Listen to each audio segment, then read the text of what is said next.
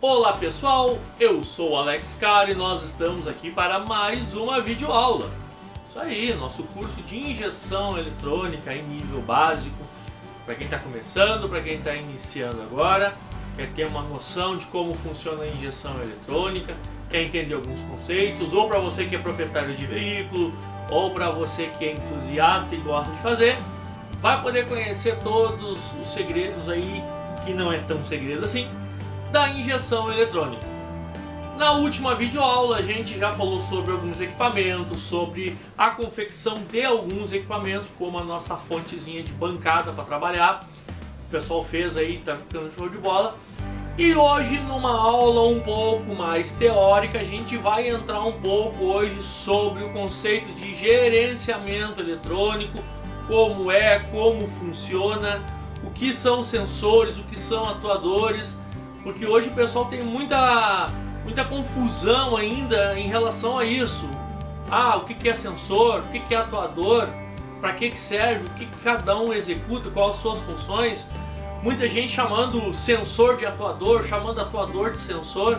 A gente vai entender um pouquinho desse conceito para que vocês possam, a partir daí, entender racionalmente o funcionamento da injeção eletrônica.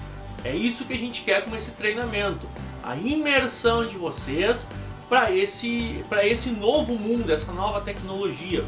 Nova modo de dizer para quem não conhece ainda, porque é algo bem antigo já a injeção eletrônica. Ao contrário de que muitos pensam que a injeção eletrônica é algo agora recente, não pessoal, a injeção é bem antiga. A gente vai tocar um pouco nesse assunto aí também. Enfim, muita coisa boa vindo nesse curso. Alex, esse curso é para mim que sou mecânico? Sim, esse curso é para você que é mecânico, trabalha com suspensão, trabalha com caixa, carburação e ainda não compreende bem esse mundo da injeção eletrônica. Para aquele colega, aquele amigo reparador que já está mais avançado, em breve a gente está estruturando aí um curso bem mais elaborado aí de diagnósticos avançados de reparo de injeção eletrônica, ok? Então fiquem aguardando aí que em breve a gente vai ter bastante novidade. A gente vai dar agora uma pequena pincelada na história da injeção eletrônica para o pessoal entender um pouquinho que esse sistema, apesar de muitos acharem que tem apenas algumas décadas de existência, é um sistema centenário, isso mesmo, já tem mais de 100 anos. Mais especificamente a gente vai falar da linha Bosch aí, que é a linha pioneira nessa área de eletrônica, mais precisamente aí no ano de 1912, quando Robert Bosch desenvolveu esse sistema, ideou isso e acabou desenvolvendo para melhoria do funcionamento dos motores de combustão interna. E no ano de 1957, a General Motors veio a utilizar esse sistema de injeção direta no Corvette, a fins de melhoria de desempenho, qualidade e dirigibilidade. Devido ao alto custo de produção desse sistema, ele acabou sendo abandonado pelos fabricantes de veículos automotores. Algumas décadas depois, devido a algumas convenções, tratados para combater a emissão de poluentes, acabou-se introduzindo de forma definitiva a injeção eletrônica no mercado automotivo, vindo a abolir os carburadores e sim passando a utilizar somente a injeção eletrônica como é nos dias atuais. Mais especificamente em 1989 foi quando esse sistema acabou aparecendo no Brasil no Gol GTI, e hoje a gente acaba vendo aí até hoje esses sistemas funcionando de maneira espetacular. Os sistemas de injeção eletrônicas no passado, logo que surgiram, tinham algumas peculiaridades, alguns modelos um pouco diferentes uns dos outros. Tínhamos os modelos equipados com uma única válvula injetora, ou como popularmente se diz, um bico, ou monoponto, ou single point, nos modelos EFI. Esses modelos era essa única válvula que alimentava os 4 cilindros. Depois vieram os sistemas MPFI, ou seja, sistemas com 4 válvulas injetoras, onde cada cilindro tinha a sua válvula independente. Esses sistemas se dividiam em alguns modelos. Tínhamos o modelo não sequencial. Nesse modelo, as 4 válvulas injetoras injetavam combustível ao mesmo tempo. Tínhamos também os modelos semi-sequencial, ou seja, de 2 em 2 válvulas eram feita a injeção. E como é atualmente, já coisa moderna já está chegando aí, mudou muito, mas na maioria dos casos os modelos sequenciais, onde cada válvula acaba injetando independentemente do seu tempo e do seu modelo de injeção. Vamos abordar um pouquinho agora, durante esse século aí, algumas peculiaridades do sistema de injeção eletrônica. Em 1937, a injeção direta passa a ser usada nos motores de avião, ou seja, a aviação, praticamente aí como sempre, sendo a pioneira nas tecnologias, foi uma das primeiras a usar o sistema de injeção direta.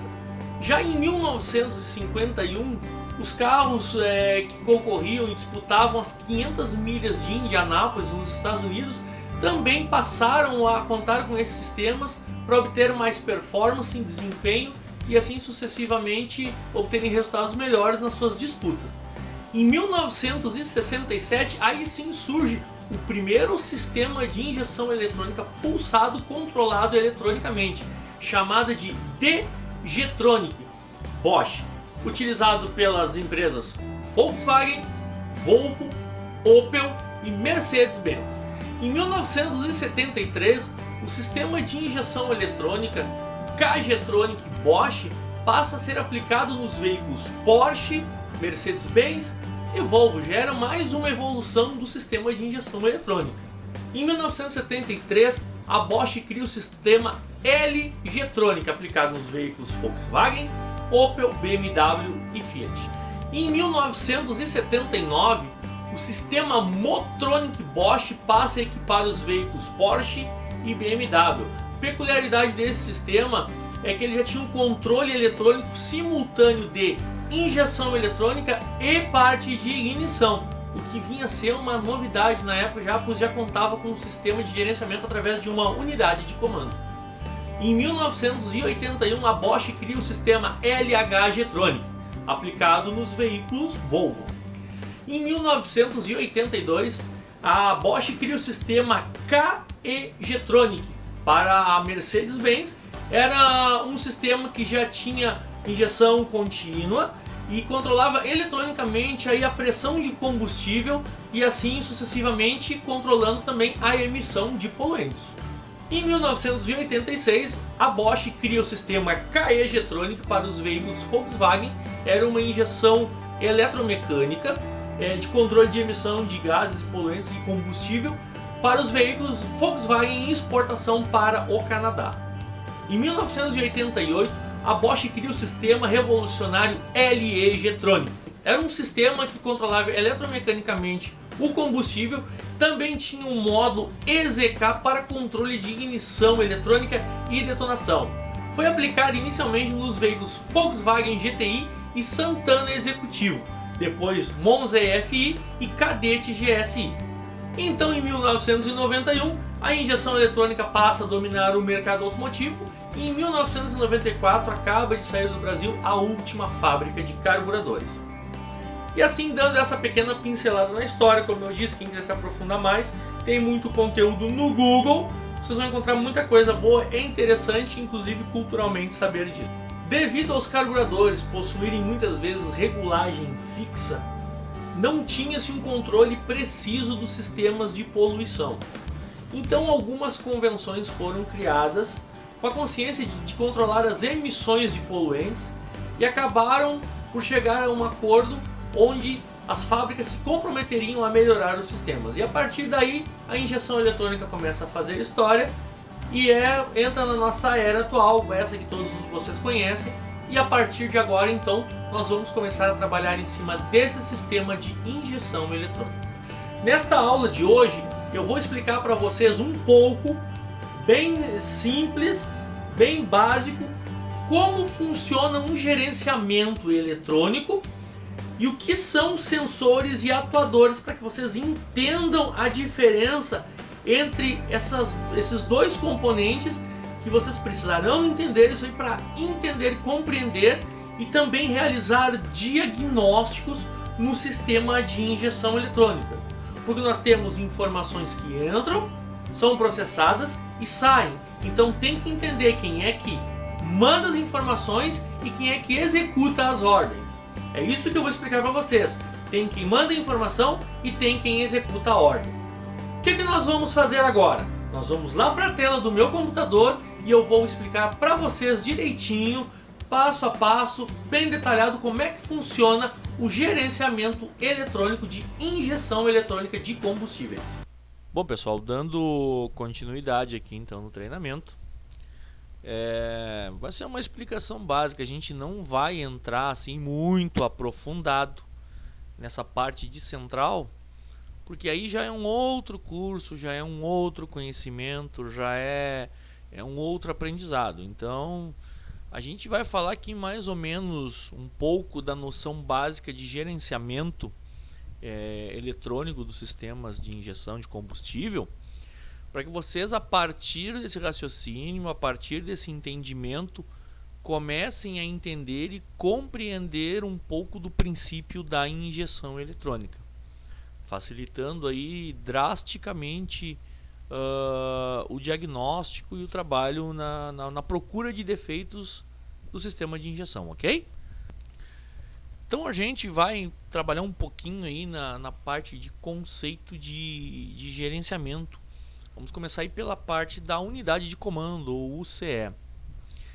É a partir dela que tudo vai acontecer, que tudo vai ser monitorado, ordens serão dadas, informações serão recebidas, ok? A princípio, o que é o funcionamento básico de injeção eletrônica? Nós temos alguns componentes dentro da central. Aqui nós temos uma central, né? Então está aqui, central de injeção eletrônica. Esse componente, esta peça, é a responsável por tudo o que acontece durante o funcionamento do motor. Obviamente, claro que se a gente for entrar aí no estudo mais aprofundado, não é só ela. Nós temos hoje várias centrais num veículo, centrais de conforto, centrais de segurança, centrais de transmissão, centrais de ABS, centrais de airbag, enfim, todas elas acabam culminando numa confluência de fatores para que tudo funcione de forma mais perfeita possível. Mas aqui a gente vai se ater um pouco, como estamos falando em injeção eletrônica, a gente vai se ater aqui exclusivamente à parte de injeção eletrônica, a parte de gerenciamento eletrônico, ok? Então aqui nós temos a central de injeção. De um modo aqui bem grotesco, bem simples, mas o que importa aqui é a linha de raciocínio. Eu quero que vocês entendam o princípio básico de funcionamento da coisa. A partir daí, a gente vai futuramente ter mais materiais aí detalhados de cada uma dessas partes, ok? Bom pessoal, voltando aqui então, vamos dar início. Para a gente poder entender o funcionamento da injeção eletrônica e o conceito de gerenciamento eletrônico de injeção de combustíveis, a gente tem que entender principalmente a diferença entre atuadores e sensores. A gente vê o pessoal aí falando às vezes, o sensor da marcha lenta e tal. Não existe sensor da marcha lenta. Existe ou um atuador de marcha lenta ou um motor de passo a passo, que não são as mesmas coisas, ok? Então sensor é sensor, atuador é atuador. Aqui a gente tem alguns exemplos aqui de sensores e atuadores, indicando que bem diferentemente isso aqui, ó. Nesse caso aqui a gente tem aqui com essa parte aqui, com esses ícones rosa aqui, lilás, sei lá que cor é isso aqui, a gente tem os sensores. E aqui nessa parte verde a gente tem os atuadores, beleza? Então nós temos aqui, ó, temos aqui o sensor de rotação, nós temos o sensor de depressão, o sensor MAP, nós temos o sensor de posição da borboleta, nós temos o sensor de temperatura do ar admitido, nós temos o sensor de temperatura da água, nós temos aqui o sensor de oxigênio, nós temos aqui a chave de ignição, que está aqui rosa como se fosse sensores, porque é através dela que é recebida a informação de ignição ligada, partida e demais afins. Em alguns casos temos aqui também a central do alarme, que serve como referencial de informação, beleza? E ao mesmo tempo aqui nós temos os atuadores, o relé, nós temos o imobilizador, nós temos o contagiros, nós temos o atuador de marcha lenta ou motor de passo a passo, nós temos válvula de purga do canister, nós temos os eletroinjetores, temos bobina de ignição, luz de anomalia, compressor do ar-condicionado, bomba de combustível, dentre outros mais, ok? Então, qual é a diferença básica entre esses itens? Para UCE, ou unidade de controle eletrônica, ou simplesmente UC, unidade de comando, ou central, ou centralina, enfim, cada região tem uma nomenclatura diferente. Para ela poder executar uma ordem, ela precisa de informações. Ela precisa saber o status, as condições de funcionamento para só a partir daí executar ordens. Eu vou abrir um outro gráfico aqui, um outro slide, para vocês terem uma ideia do que eu estou falando, ok? Bom, pessoal, aqui a gente vai conseguir ter um entendimento melhor do que é o gerenciamento eletrônico de combustível, beleza? Então vamos partir do princípio que, de um modo geral, isto tudo funciona como uma empresa, ok? Funciona como uma empresa, uma central de produção. Aqui nós temos o núcleo central desta produção. Aqui é que é feito todo o processamento da linha de produção, beleza? Só que para este cidadão aqui executar ordens, ele precisa receber informações, ok? Ele precisa receber algumas informações. Então vamos supor que para poder fazer a injeção de combustível, para poder executar uma ordem para o eletroinjetor, que está aqui, esse rapazinho aqui que está aqui com a mangueira, ó, é o eletroinjetor. Para ele poder executar uma ordem, olha, injete X quantidade de combustível, ele vai precisar ter uma informação ou algumas informações. Que informações são essas? Ele precisa saber desse funcionário aqui a posição da borboleta. Ele vai precisar receber desse outro funcionário aqui a posição do virabrequim. Ele vai precisar receber desse outro funcionário aqui a temperatura do motor, ok? E vai precisar de receber desse outro aqui sensor a pressão do ar. Isso aqui, pessoal, tô explanando aqui de modo bem grotesco para que vocês entendam como é que funciona o gerenciamento, beleza? A partir da informação dos sensores, que são o que esses funcionários aqui estão fazendo, monitorando o status de funcionamento do motor, ele vai poder executar uma ordem, que é dizer para esse funcionário aqui, injeta X quantia de combustível. Ou vamos supor, ele vai poder ter executado, vamos supor que aqui não fosse a bomba de combustível, mas fosse o atuador de marcha lenta, ele vai executar uma ordem, mantenha a tantos passos, ou enfim, em posição tal, sabendo que a partir daí ele vai ter uma marcha lenta X valor, beleza? Então assim, é bem simples, pessoal, não tem muito mistério. Então o que a gente tem que entender e compreender? Que para a unidade de comando, representada aqui por esse funcionário, ela executar uma ordem. O que é executar a ordem? Executar a ordem é dizer quanto de ponto de ignição, quanto de avanço a ignição vai ter que trabalhar, dizer com quanto de combustível esse funcionário que vai ter que injetar, dizer com quanto de centelhamento vai ter que trabalhar a bobina. A partir daí, para ela poder executar essa ordem, ela precisa saber informações, ela precisa entender o que está acontecendo no motor. Ou seja, ela precisa, para ela injetar combustível, que é o que ele está fazendo aqui, ela tem que saber em que posição vai estar a borboleta de acelerador. Ou seja, vai ter que saber a informação de quanto o condutor está acelerando. Ela vai ter que saber, a partir disso aí, ela não pode se basear só nessa informação. A partir dessa informação, ela também tem que saber quanto de ar está entrando no motor, que é o que esse funcionário está monitorando aqui, que é o que esse sensor está monitorando. A partir dessa informação, calculando com o sensor de posição da borboleta, mais temperatura do ar, mais sonda lambda, mais sensor de posição do virabrequim, mais todos os sensores, ela vai poder fazer um cálculo e executar uma ordem. Beleza? Vou abrir um outro gráfico ali para a gente, agora a partir daqui, compreender um pouquinho melhor do funcionamento do gerenciamento.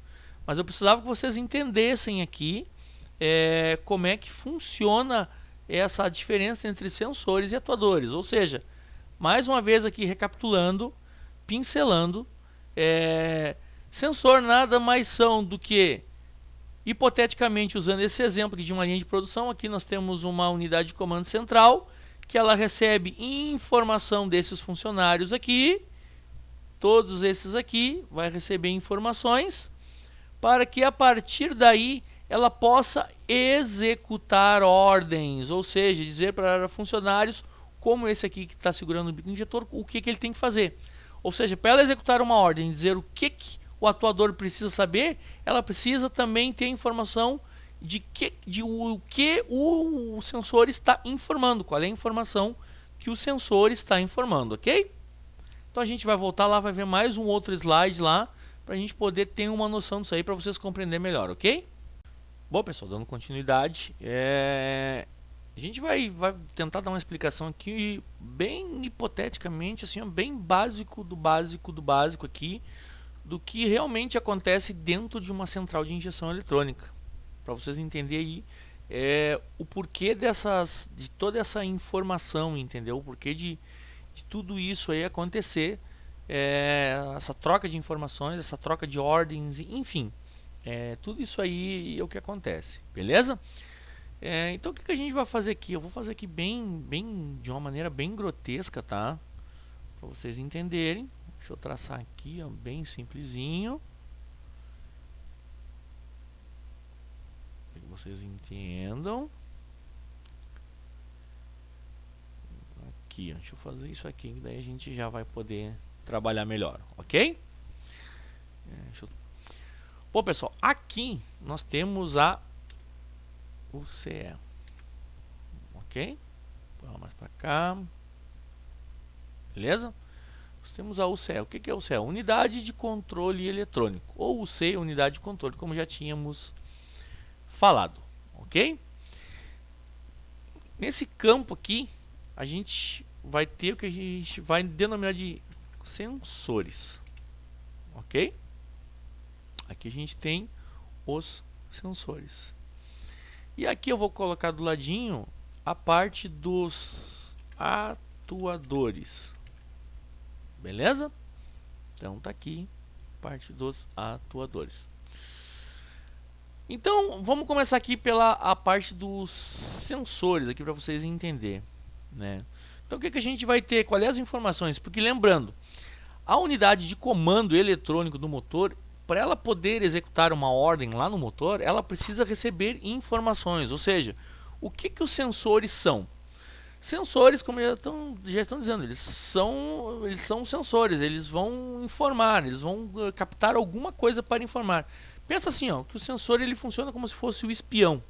É ele que vai estar monitorando tudo, espionando tudo, para que a unidade de comando possa executar as suas ordens de forma mais perfeita possível, para que a relação estequiométrica seja mantida o mais próximo do ideal possível. Então, o que a gente vai ter aqui? Posição de borboleta. Ok. A gente vai ter aqui temperatura. Aí eu vou simplificar aqui, pessoal. Temperatura tanto de água quanto de ar, beleza? Deixa eu ver o que mais que a gente pode pôr aqui. Rotação do motor. A gente pode pôr também fase do motor, comando de válvulas, O que a gente pode botar aqui? Sonda lambda também é muito importante. Deixa eu pensar aqui mais que a gente pode botar aqui. Sensor de velocidade, que também é usado para isso. Vamos ver o que a gente mais pode colocar aqui. Sensor MAP, ou tá aqui embaixo MAF, mais para cima aqui um pouquinho. Voltagem de bateria. Enfim, pessoal, a gente não vai se estender muito, como eu disse, não é um curso voltado para conserto central, beleza? Mas a gente tem alguns básicos aqui só para ter uma ideia, beleza? Então vamos supor, aqui nós temos vários sensores, ó, posição de borboleta, sensores de temperatura de água ou ar, rotação do motor, sonda lambda, sensor de velocidade, sensor MAP ou MAF, voltagem de bateria, enfim. Tem todas essas informações que vão ser informadas para a unidade de comando, ou seja, elas vão vir para cá, ok? Então aqui a gente vai ter a unidade de comando, beleza? Aqui, ó, Alex, o que é isso? O que é esse conversor AD? Pessoal, isso aqui é um conversor analógico digital. O que vai acontecer? Muitas informações vão chegar até aqui de modo analógico, beleza? Só que isso tem que ser convertido de forma digital. Aí entra esse conversor. É um conversor que está na parte de entrada aí, um controle de entrada, que transforma o sinal analógico em sinal digital, beleza?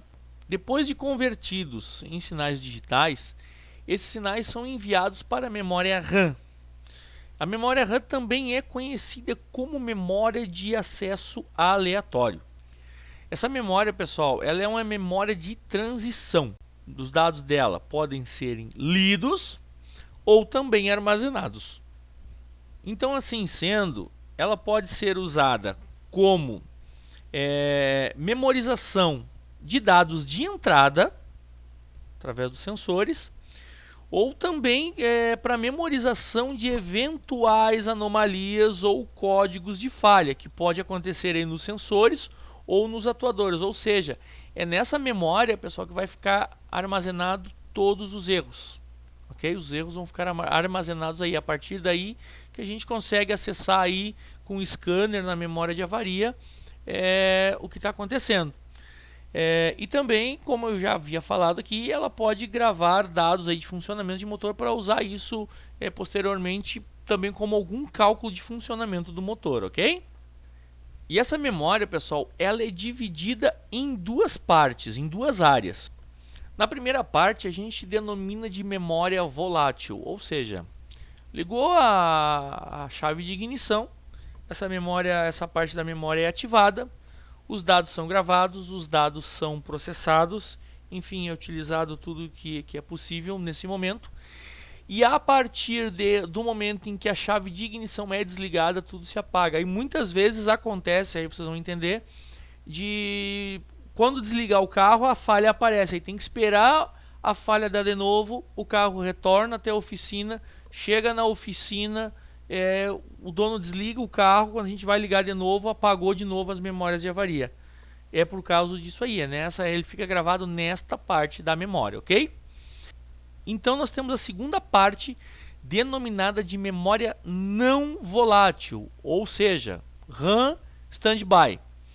É nessa parte da memória que são memorizadas as correções autoadaptativas do sistema.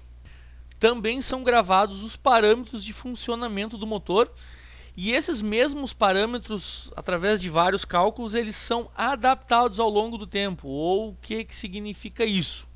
A unidade de comando modifica e conserva na memória toda e qualquer correção de ajuste que possa ser feita com o tempo, em relação à mistura, centelhamento, tempo de injeção, tempo de ignição. É isso que a gente chama de processos autoadaptativos, ok? E para que essa memória não seja apagada, ela tem alimentação contínua da bateria. Muitas vezes, somente apenas pelo fator de se desligar a bateria, acaba muitas vezes apagando alguns dados, mas depois com o funcionamento do motor, ela acaba memorizando novamente esses valores, ok? Bom, pessoal, a partir daí, a gente vai ter aqui embaixo, vou botar aqui mais embaixo, ó, um outro componente, tá? É muito famoso, que é o microprocessador. Beleza? Ou chip, como o pessoal gosta muito de chamar, né? Ah, eu mexi no chip do carro.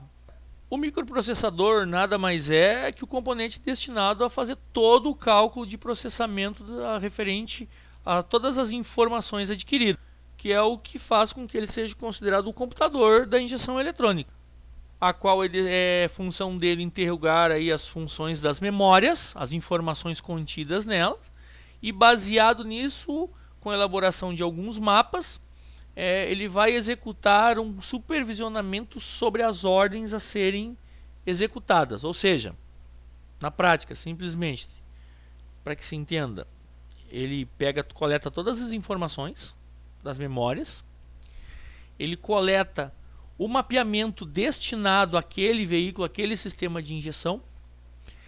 Baseado nisso, ele executa um programa de ordem a ser executado, ou seja, ele pegou lá que nós temos a tanto por cento de aceleração, com tanto por cento de massa de ar ou volume de ar adquirindo, sendo aspirado, baseado no cálculo interno, no mapeamento que foi projetado para ele, que está contido, que isso é fixo, não pode ser mudado.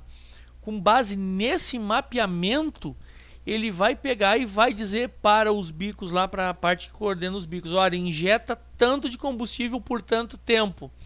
Vai mandar uma ordem para as bobinas de ignição ou para a bobina de ignição. Preciso de tanto de avanço de centelha e preciso que essa centelha dure tanto tempo numa frequência de tanto tempo. Ou seja, é ele que vai fazer toda essa função de executor de ordens. Bom, e como ele vai fazer isso? Aí, pessoal, entra um segundo componente, que é este rapazinho aqui. Ou melhor, esses rapazinhos são vários componentes, que são os drivers de controle. Ou, como preferir, podem ser chamados também de estágio final de potência, beleza? Então eles vão vir aqui, ó. Eles vão vir aqui. Bom, pessoal, então são os drivers de controle que são comandados pelo microprocessador. Bom, pessoal, então aqui, ó, para vocês entenderem, baseado em todas as informações, o microprocessador vai acionar os drivers de controle, ou seja, drivers de controle são circuitos acionados pelo microprocessador e por algum circuito integrado específico para alimentar atuadores tais como, vamos pegar alguns exemplos aqui, vamos botar aqui, o que a gente podia pegar, vamos pegar aqui que esses estágios finais de potência fazem. Eles vão acionar eletroinjetores ou bicos, vamos pôr aqui bicos que fica mais fácil o pessoal entender, né? Ou eletroinjetores, beleza? Relés, eles que comandam muitos relés também. Bobinas, ou do bobina de ignição, mas vamos botar aqui bobinas de ignição. Opa. Ignição. Que mais que a gente pode falar aqui? Atuador de marcha lenta.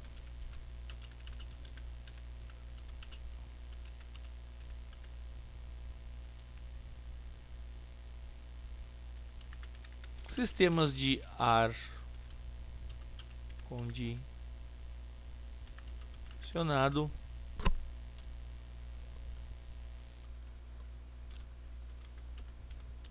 válvulas de purga do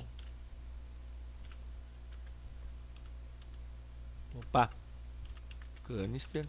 Enfim, aqui estão alguns atuadores que ele vai controlar. Ou seja, recapitulando aqui um pouquinho, o sinal vem lá dos sensores, passa por um conversor analógico digital, vai para a memória RAM, onde são feitos os armazenamentos dessas informações. O microprocessador coleta essas informações. A partir da coleta dessas informações, de posse de um mapa específico para cada sistema, ele, juntamente com algum controle circuito integrado, vai ordenar para alguns drivers específicos a execução de algumas ordens. E esses drivers que controlam esses atuadores, como a gente colocou aqui, bicos, relés, bobinas de ignição, atuadores de marcha lenta, sistemas de ar, enfim, e muito mais. Bom, pessoal, mas daí vocês podem perguntar, é no chip, é no microprocessador que fica as informações do mapeamento? Não. Lembra que eu falei que ele coleta as informações das memórias e não da memória? Então, beleza, a gente vai falar aqui de uma outra memória, beleza? Deixa eu botar aqui duas setinhas, uma para cá e outra para cá, porque são informações transitórias que tem aqui. Ou seja, a memória ROM ela não pode ser apagada, ela não pode ser alterada. Inclusive, o microprocessador não consegue gravar ou alterar nada nela. É nessa memória que fica contida o programa principal de funcionamento, ou seja, o mapa está contido aí dentro. É essa memória. Inclusive, essa memória ela já é preparada antes de ir para a unidade de comando. Ela já chega aí pronta, com tudo que ela precisa gravado nela, para que o processador, a partir dessas informações, possa trabalhar de forma precisa. Essa memória, inclusive, nem desligando a bateria, nem desconectando sem nada, ela não pode ser mexida. Só quem trabalha com centrais eletrônicas consegue fazer a mudança desses dados contidos nessa memória. E além do sistema principal, também fica contido nessa memória o sistema de diagnóstico. Ou seja, esses parâmetros contidos nessa memória aí que a gente vai conseguir ver e acessar aí com o nosso sistema de diagnóstico, o scanner, beleza? Então essa memória é de vital importância para o sistema de injeção. E nós temos mais uma outra memória aqui, pessoal. Deixa eu colocar ela aqui embaixo, pera aí. Que é essa memória aqui que todo mundo já viu falar, é a EEPROM. Beleza? Deixa eu já colocar umas setinhas aqui também, que vai ser mais ou menos a mesma coisa. Ó. Ela vai enviar informações e receber informações.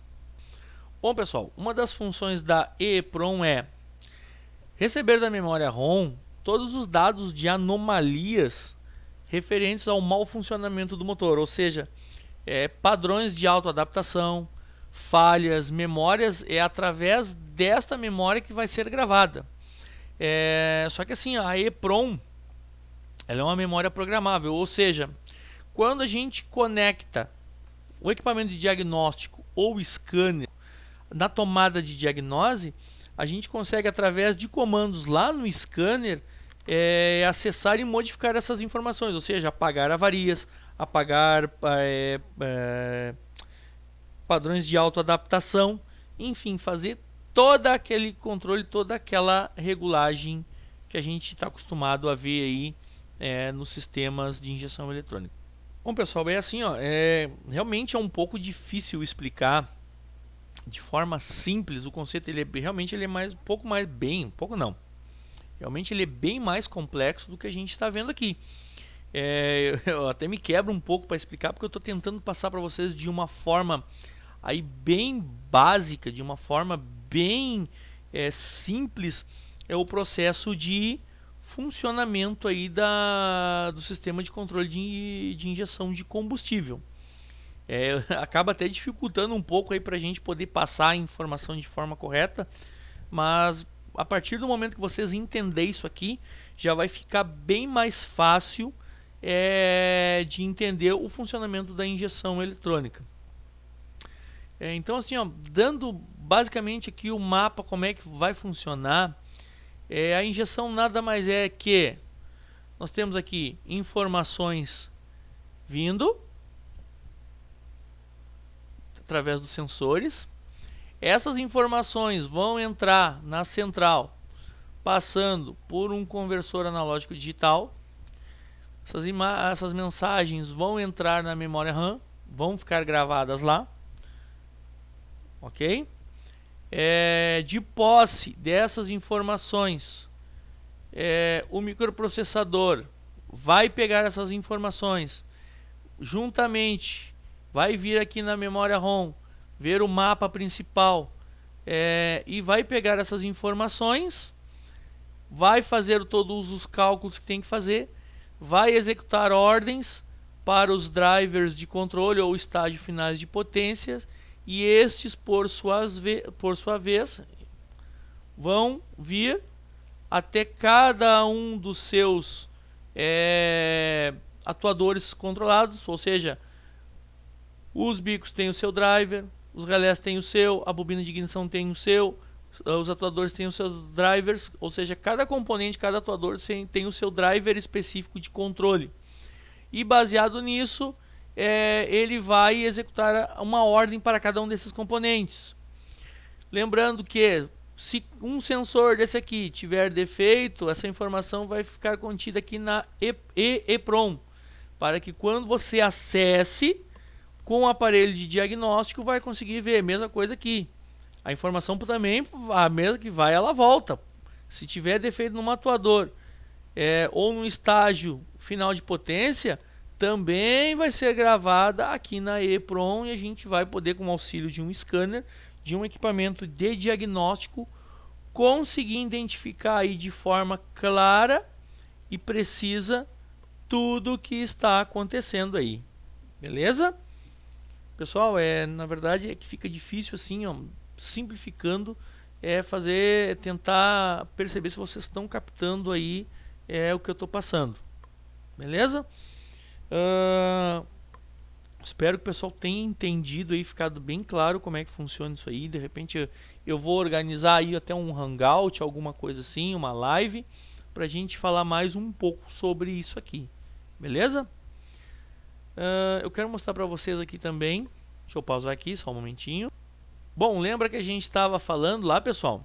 Aqui a gente está então com uma unidade de comando aberta. Então aqui, pessoal, ó, temos aí memórias, beleza? Temos aqui o processador, temos aqui o que pode ser alguns drivers, alguns controladores. Então aqui temos vários componentes eletrônicos, ou seja, isso aqui, pessoal, nada mais é do que um computador que tem as suas memórias, que tem o seu processador, que tem os seus drivers, ok? Então, nada mais é do que um pequeno computador que faz todo o gerenciamento. Partindo aqui de um princípio básico, então vamos supor, hipoteticamente, que esses dois conectores, um é de entrada e o outro é de saída, beleza? Então vamos supor que esse conector pequeno aqui, ó, seja por onde entram as informações, e esse aqui seja por onde é que saiam as informações, ou seja, por aqui vão estar entrando as informações dos sensores, ok? Através de um conversor analógico digital vai ser informado para a memória, para as memórias. Lembram das memórias? Hipoteticamente falando, isso aqui vamos supor que é uma memória. Daqui vai ir para o processador. O processador, através de um controle integrado, vai dar ordens e executar os drivers. Supondo que tenha algum defeito, essa informação pode vir aqui para EEPROM, pegando um princípio básico e hipotético, obviamente, que é EEPROM. Se nada estiver certo, esses drivers vão executar ordens e vai por esse conector aqui sair para o seu respectivo atuador. Então, nada mais é a central, a unidade de comando eletrônico. que aqui está representada, ela nada mais é que um computador que recebe informação de diversos sensores para saber o estado que está o sistema de funcionamento e todas as informações necessárias para que se executem ordens, ok? Então, pessoal, assim, não tem como explicar de uma forma mais simples do que eu expliquei aqui, mas porém mais detalhada possível. Tentei passar aqui o conceito básico dessas informações para que vocês entendam a diferença entre sensores e atuadores. Baseado nisso, a gente vai agora dar sequência no curso e vocês vão poder entender aí, muitas vezes, tipo, se nós temos uma falha de bobina, no sinal da bobina, não está chegando um pulso da bobina, a gente vai poder entender, poxa, qual é o sensor que traz a informação para que a bobina precise ter centelha. Muitas vezes a gente não tem um pulso de uma bobina num atuador, a bobina ela é um atuador. Muitas vezes a gente não tem um pulso nesse atuador porque nós temos uma falha no sensor de rotação. Esse sensor não está captando o sinal da árvore de manivelas. Automaticamente a central de comando, a unidade de comando não tem essa informação. Então o processador, por não receber essa informação, ele acaba gravando na EEPROM um código de falha referente a sensor de rotação, que muitas vezes vocês vão lá acessar e vai estar lá gravado, sensor de rotação. Então, entendendo isso, fica muito mais fácil o diagnóstico. Então, já estamos dando esse exemplo. Não temos faísca no carro, não tem centelhamento, não tem pulso na bobina, então vocês já vão saber que o sensor que manda a informação para que a bobina possa trabalhar, e muitas vezes também os bicos, é o sensor de rotação. Então, a partir daí, vocês vão poder trabalhar com isso aí, com essa informação, e vai facilitar muito mais o diagnóstico de vocês, ok? Bom, pessoal, espero então que vocês tenham gostado aí.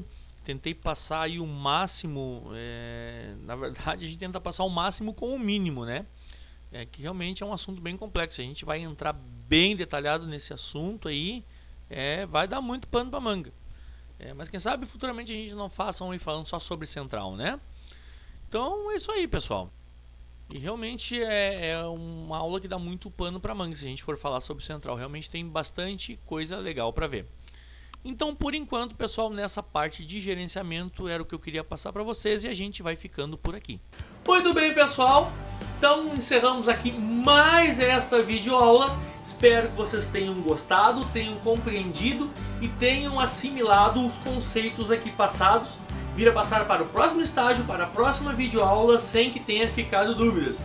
Porque o entendimento desta aula é muito importante para que se compreenda a próxima e assim sucessivamente.